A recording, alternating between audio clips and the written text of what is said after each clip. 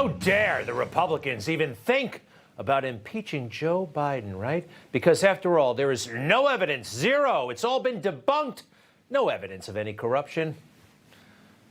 There's mountains of it, more than enough to justify an impeachment inquiry. You know, I can take it when Democrats, they want to play a partisan game, but when the media, they say there's no evidence, how about looking for some?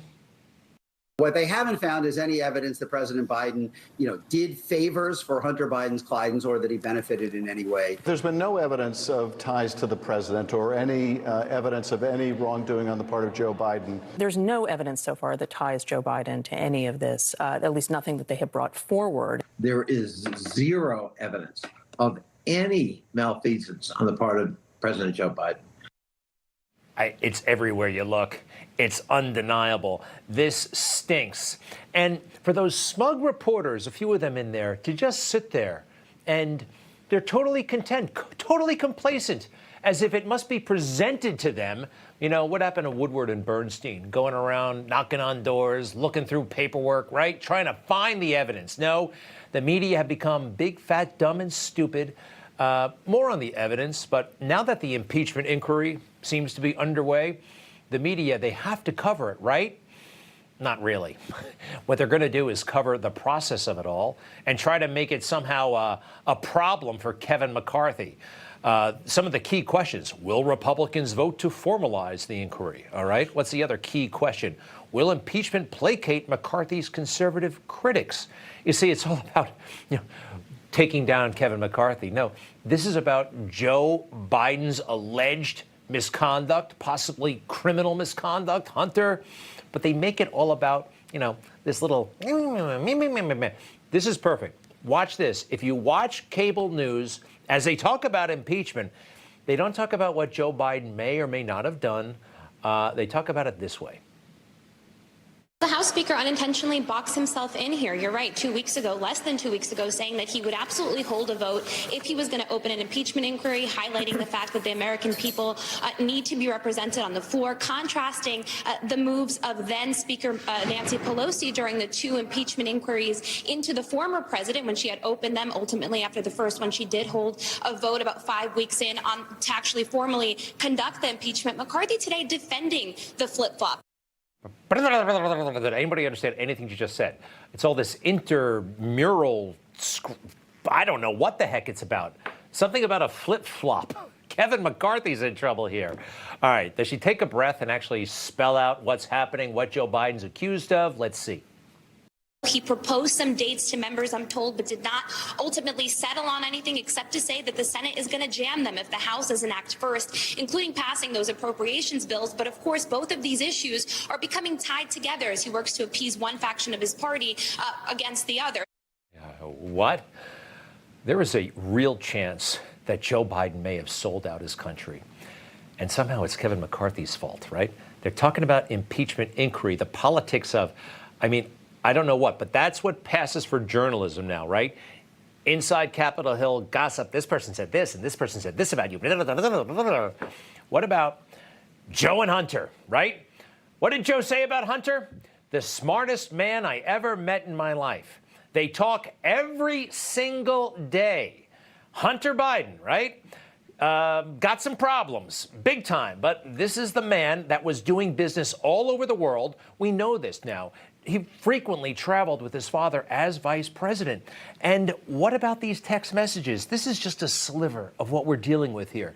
The message to a senior industrialist in China with ties to the Communist Party, Mr. Zhao. Do you remember the WhatsApp messages? These have not been debunked. These are real. What about, hey, were you with Hunter when these messages were sent? Hunter to Mr. Zhao. I am sitting here with my father, and we would like to understand why the commitment made has not been fulfilled. Next, please. Tell the director I would like to resolve this now before it gets out of hand. And now means tonight. Yikes. I will make certain that between the man sitting next to me, very clever, okay? Very clever, right? You're the man sitting next to me, and every person he knows, and my ability to forever hold a grudge that you will regret not following my direction, all right? I am sitting here waiting for the call with my father. We could talk about that, or we could talk about Kevin McCarthy's feud with Matt Gaetz, right? What's more important? This is dynamite stuff. They pretend it's not. The House Oversight Committee has established that at least $3 million transferred from various Chinese interests to various LLCs in America, and the money made its way to, well, everybody in the Biden family, not Joe, which is kind of incriminating in itself, right? Haley Biden, Hunter's ex-wife, girlfriend, sister-in-law, grandchildren, everybody's getting money except Joe. I think they have it set up that way. Got to show you this too. 2017. Joe Biden makes how much money in 2017? $11 million. That's his first year post-vice presidency, right? Now, at that point, nobody thought Joe was going to be president, even Joe. It was time to cash in. He can't account for this money, actually. How did he make it? Off of speeches and a book deal for a lame duck vice president, a lame vice president like Joe? No, no way. And this does not wash. So to confirm, you're saying that the speakerphone conversations, they don't seem concerning to you because there was no specifics about business, and it just seemed like it was clear that it was part of the daily conversations that Hunter Biden had with his father, and it was and sounded like most of the time now President Biden didn't even know who the people he was at dinner. He was just asked to say hello. And he would, talk about the way he described it several times. They asked over and over and over. He described what the weather was, what's going on your end. The witness was very, very consistent that none of those conversations ever had to do with any business dealings or transactions. They were purely what he called casual conversations. Casual conversations with a bunch of mysterious oligarchs overseas with Hunter Biden and Devon Archer. We all know what was going on. It was a signal. This is the power I have access to. We understand. The amateurs at the White House, I don't know if they're amateurs or they're very, very sinister. This guy, Ian Sams, that they're trotting out a lot, he's the new spokesman on all things corruption. And according to him, not a problem with any of this. Why was the president at those meetings on those phone calls? Well, again, I think this is part of the right wing's misinformation machine to try to confuse people about what the truth is. The truth is that the president, as he has said publicly for years, calls his family every day to check in. He calls his son every day to check in. He calls his other family members to check in to see how they're doing. He loves them. They're a tight-knit family. So insulting, by the way, a total lack of respect for the American people. This guy works for the White House. To say that to our faces, before he was born, you and I both know that Joe Biden was a national joke. He was. Joe Biden had to quit that 1988 campaign in total disgrace because he was caught in lie after lie after lie. He's still doing it. National joke. Take it away, Johnny. Now, on the political scene, one of the Democratic candidates is Senator Joseph Biden. Have you seen the problem he's been having?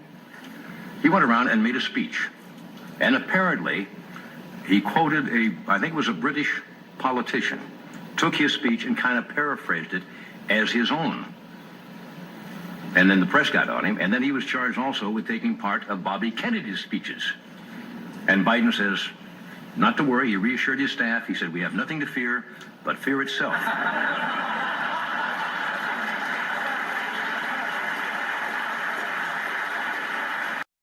Johnny Carson. Take it away, Johnny. I should have said, here's Johnny. That was back when we had a culture, back when our country did not have a rotten, thoroughly corrupt, sick establishment going down the tubes, and we have one right now. Back then, they'd call out a fraud like Joe Biden. Today, anything goes, literally.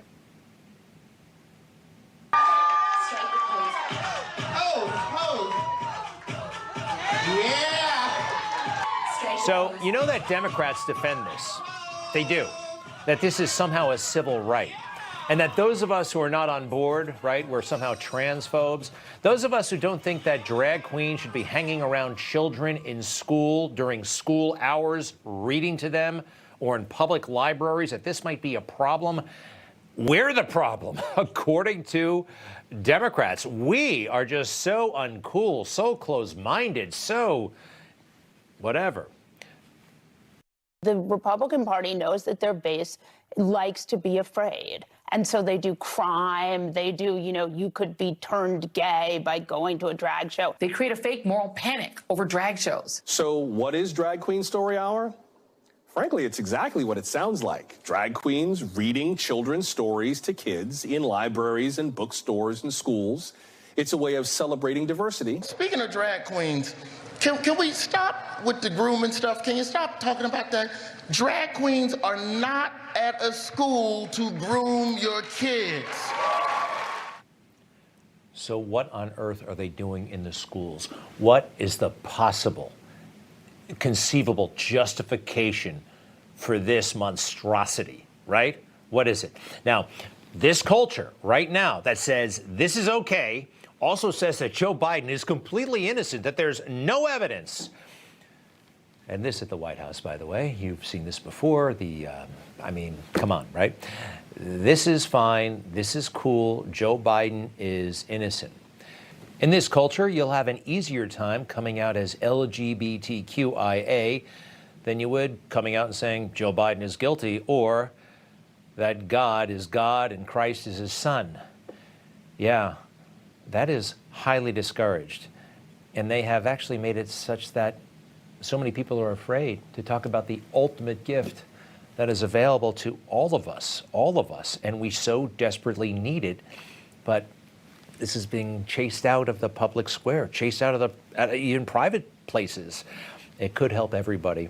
I think this is our solution to people, misguided people. Believe me, I've made so many mistakes. And I can tell you this woman's making a mistake right now, the one in Virginia who, well, she's saying that her privacy has been violated. You've heard about her, right? She's running for the Virginia State House. It's been discovered that she was performing sex acts online for audiences of up to 6,000 people. She's running for office. Okay, her online past is fair game. This is not revenge porn. This is not some jerk and they had intimate moments that were documented. She did this in front of 6,000 people. This is what 6,000 people look like. She had 6,000 followers online, she and her husband. And she's mad at Republicans that this has become a story. The left is supporting her. Politico says, so what if a candidate live streams sex acts with their husband for 6,000 people? So what?